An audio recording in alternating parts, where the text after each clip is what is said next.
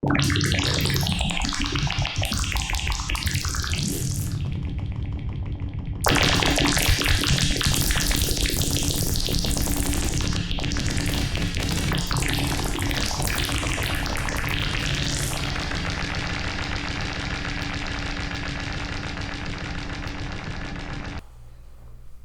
up guys, welcome back to part 2 of my last video.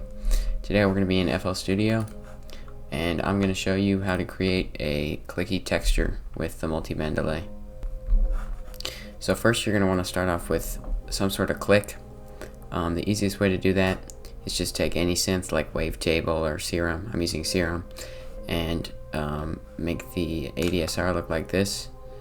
So you just get a really short sound, which ends up being a click. It sounds like this. I could probably go even shorter here. It's kind of quiet, so I'd recommend turning it up.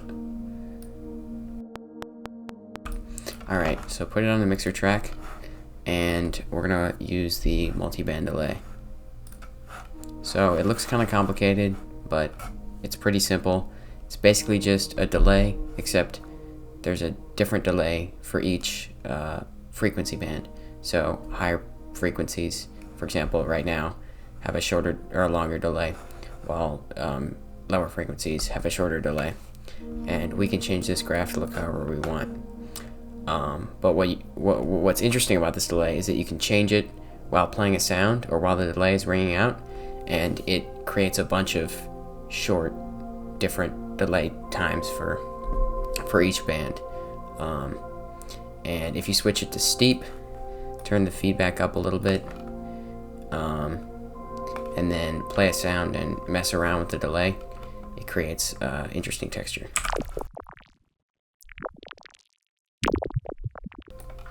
So that's basically the base of the thing I made earlier, except to make it more interesting, I like to add a reverb, a short reverb. Usually I do that with textures just because it makes things wider and a little bit more interesting. And then I add a multi-band compressor just to make it higher on the mids and the highs.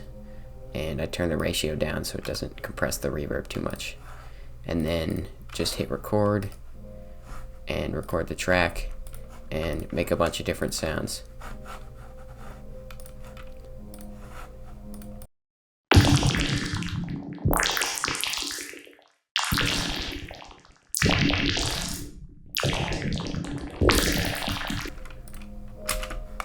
Now that's interesting, but if you want to make it not fade out or fade out later, you can turn the feedback up. If you turn it all the way up, it pretty much just plays indefinitely. You can just keep playing clicks and they usually won't fade out.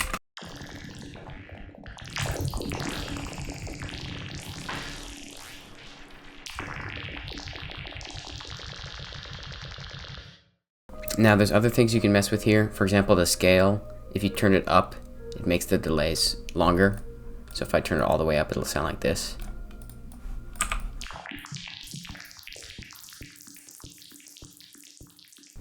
And then if you turn it down, it does the same thing, but the other way.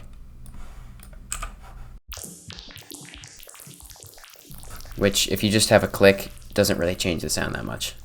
And then morph is not really important. All it does is just shift the bands to be in a linear shape here. And then these two buttons kind of change the sound.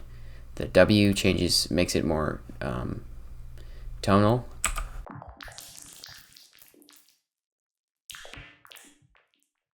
Which is kind of interesting because it, gives each sound their own like pitch. This one adds like it makes the delays harmonic, so it makes them like be tuned to a specific note.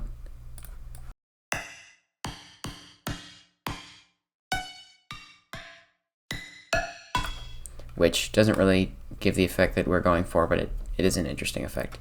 And then over here, if you change it to linear phase, it makes it more bubbly.